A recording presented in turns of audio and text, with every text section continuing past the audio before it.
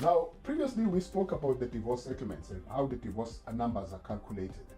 Now, and once again, we concentrated on the concept of pension interest as a means of calculating your benefits at the time of the divorce. And the definition was very clear. Pension interest is the benefit that you as a GPF member would have received had you resigned from your employer on the date of divorce. It simply means the resignation value at the time of your divorce. Now, the questions that we asked during that time when we were using these formulas to calculate the membership benefit was, is the divorcing member aware of a resignation from the employer at the date of the divorce? And what are the labor relations implications? Now, the other question was, did the member choose to have his pension interest? Did the member choose to have his pension interest calculated on his cash resignation benefits rather than his actuarial interest in the fund? Now, a resignation benefit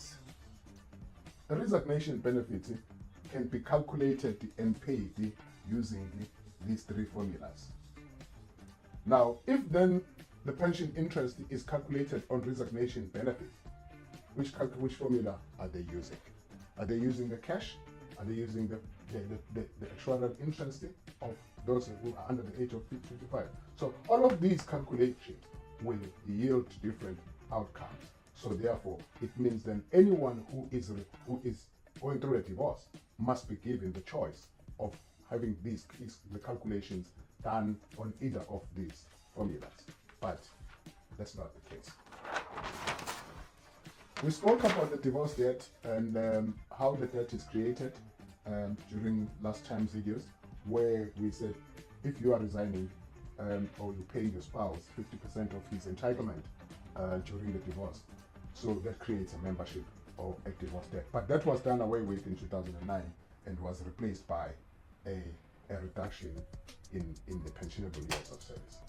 Now, we're still going through the membership booklet and trying to find out inconsistencies within the booklet. Now, when it comes to resignation benefit, the GPF offers two options for the payment of resignation benefit. All right. Now, it's either your benefits are paid directly to your bank account as cash lump sum. Now, this option one, will use this formula. All right, the cash benefits will be calculated using that formula. Now, option two, which is transferred to another approved retirement fund, will use either this one or that one, depending on the member's age at the time of resignation. Now, if you are resigning at the age of below 55, this would be the actuarial interest will be calculated on this. So these are the actuarial interest formulas for the people that are transferring to another approved fund. Now, there are questions to be asked. Now, this seems to be inconsistent with the calculation of the pension interest, because in the calculation of the pension interest, these options are not given to members, particularly option two. Option two is not given to members. So we don't know whether the benefits that are calculated or the pension interest, when they calculate the pension interest, is it calculated using option one or is it calculated using option two? Another inconsistency in this section, which is the most important inconsistency in this member's guide, is the missing formulas. Now, in the guide, in the current membership guide, all of these formulas are missing. All of these, they are not there, but they are there in the 2004 version. Now, the question is why? So this is inconsistent again with the other sections of the same document where formulas are shown, of course, in a very selective way. So basically here, there is missing information. Formulas are missing.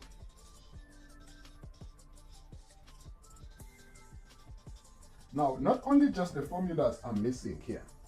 Now, there's also the tables that are missing, all right, that increase the cash benefits, as I showed last time during the calculation of the divorce settlements. So the formulas are missing. Now, the formulas that are missing is the cash formula and the actuarial interest formulas. Both of them are missing. And interestingly, these formulas were there in the 2004 booklet. Now, if we go again to the member benefits, if the member is discharged. Now, the discharged here is being discharged for no fault of yours, all right? So that distinguishes between being discharged in less than 10 years of service or being discharged in more than 10 years of service. In the case of the discharge with less than 10 years of service, a once-off lump sum is paid. Now, once again, there has to be a formula that calculates this gratuity. It's missing. There is no formula that calculates this gratuity. Now, why is that formula now missing? This formula was there. These formulas were there in 2004. They are not here in 2024. What happened? Now, the very same thing as people that are being discharged after 10 years of service. Now, people that are being discharged after 10 years of service, they are paid a once-off lump sum, which is a gratuity and the monthly pension. Now, the calculation of the discharge benefits for members with more than 10 years of service assumes that the discharged member is married and has a life partner, and there offers him the following options. It's either you keep your spouse's annuity at 50%, or you increase your spouse's to 75% by reducing your gratuity, or you increase your spouse's gratuity by reducing your own monthly pension. And these decisions have to be made up front. Now, here is the question. Where is the formula for members that are being discharged who do not have life partners and are not married? Is there a special formula for that? Now, according to the 2004 version of the booklet, there is no such formula. Now, if I die or I'm discharged and I don't have a wife and I've never been married, I don't leave any annuity with anyone. So where is the formula that is applicable to me? Now, we go to early retirement. Retiring with less than 10 years of pensionable service, the member receives a lump sum called gratuity, all right, which you can invest. The lump sum is equal to the member's actuarial interest. Wow. And the value of the benefit in the fund, or which is the value of the benefit in the fund, based on the formula. But where is the formula? Where is the formula? Now, the inconsistency here again is that with the information provided for calculation of gratuity payable to discharged members with less than 10 years of pensionable service, there is no formula mentioned, no provided. But here, the formula is mentioned, but still not provided. Why? So the formulas, it's all about the formulas. Again here, they are missing formulas. Now they talk about the actuarial interest. This lump sum is equal to the member's actuarial interest. Where is the formula for this actuarial interest? This formula, this actuarial interest is expressed in the form of a formula. It's missing. There is no formula. Now again, in the old booklet, 2004 version of the booklet, there was a formula for that actuarial interest. Now, retiring with more than 10 years of service, once again, a lump sum is paid, which is called a gratuity, and a monthly pension, which is an annuity.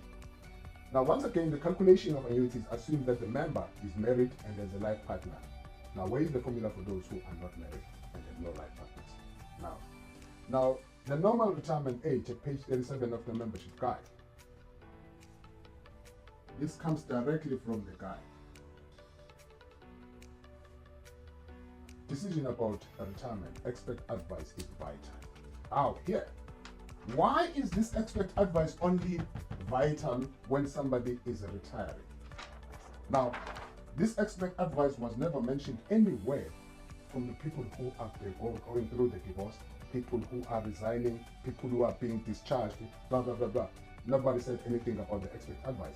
Only here, another inconsistency of this current document.